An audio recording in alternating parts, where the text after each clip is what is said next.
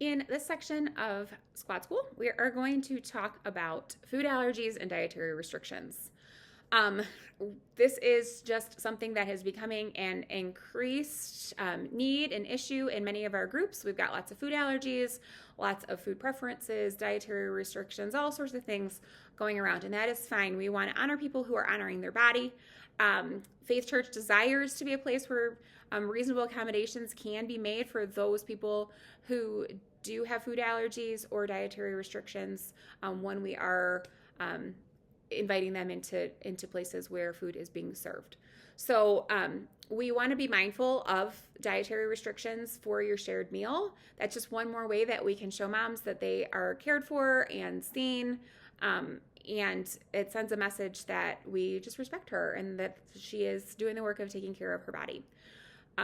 On our registration forms, we do have a field that asks them to identify if they have any food allergies or dietary restrictions. So we do have access to that information as soon as she registers.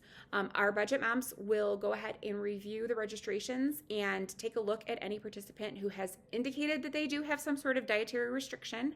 And new this year, we're asking our budget moms to go ahead and reach out to any of those moms and ask her if she is planning on participating in the shared meal, knowing that there is a risk of cross-contamination for food prepared at home, or that maybe homemade food will be made by people who aren't super familiar with preparing food for allergy needs and might not be familiar with hidden ingredients or some of the nuances that come with preparing allergy-friendly food.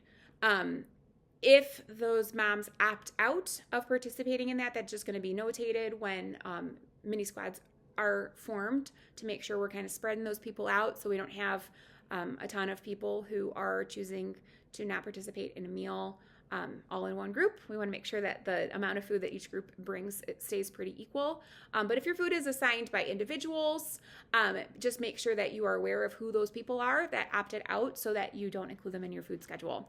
And then that mom is just going to be responsible to bring food for herself or eat before or after. There's just not going to be food available for her. That is up to her. There are many instances where moms are already doing this. So we just want to make sure that we are taking that into account as we plan the year and that, we're not placing her into a food schedule and expecting her to bring food and she's just not comfortable eating a shared meal, which is fine, and bringing her own food instead. So if your group does then have any participants with food allergies or dietary restrictions that are choosing to participate in a shared meal, we just need to be mindful of some things while we are doing this. Go ahead and you don't need to single out who's got food allergies, but you can just single out or communicate to your group that, hey, we've got some people with food allergies or dietary restrictions in our group. Just be mindful when you're preparing food that, we've got some people that are allergic to dairy or gluten or nuts or eggs or whatever it is. And maybe if you can, just make sure that you are, maybe you prepare a meal with them in mind that is safe for them to eat, or in the very least, make sure that we are labeling food with any potential allergens in them.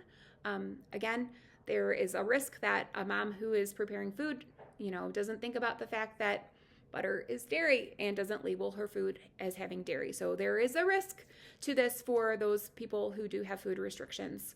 And we're going to do the best that we can, but we're just going to also communicate out to those people with dietary needs that we do our best, but we're just moms and nobody is perfect at making those accommodations. Do your very best, though, to make sure there's at least one hot option if you have hot options for your group that is allergy friendly to the people in your group.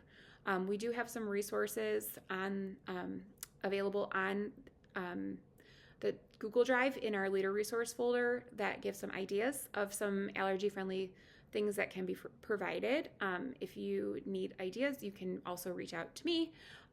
There are some really great resources. There's also lots of prepared options that are available that are really easy to just snag from the grocery store and make things just, hit an easy button, easy to make sure that those moms are included.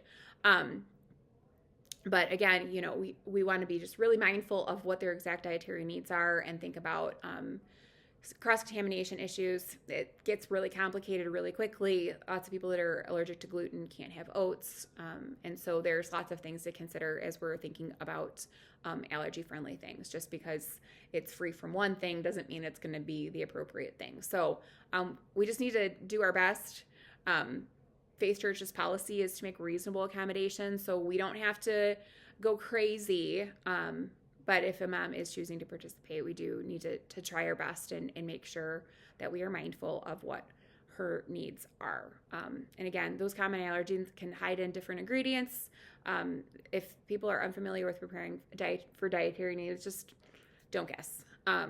It's best to buy something prepared and cut the ingredient label out and put it on the table next to it instead of trying to even prepare a box mix at home.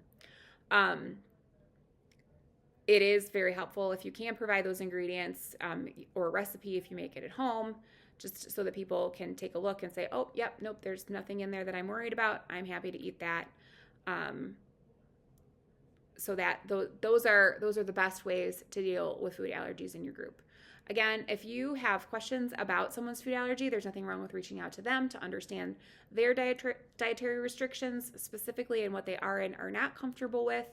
And again, we will do our best to just communicate with any of those individuals. That we will try our best, but we can't promise that anything made at home or brought in is 100% of the time going to be safe. So lean into making sure there's at least some fruit and some other things available. Keeping in mind that's not a meal, so we just, generally, if as long as it's not a vegan restriction or a vegetarian restriction, having some bacon available or like a roasted potato instead of a cheesy potato. There's lots of things that you can do to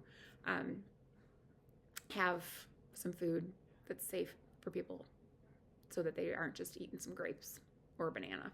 But do the best that you can with what you have.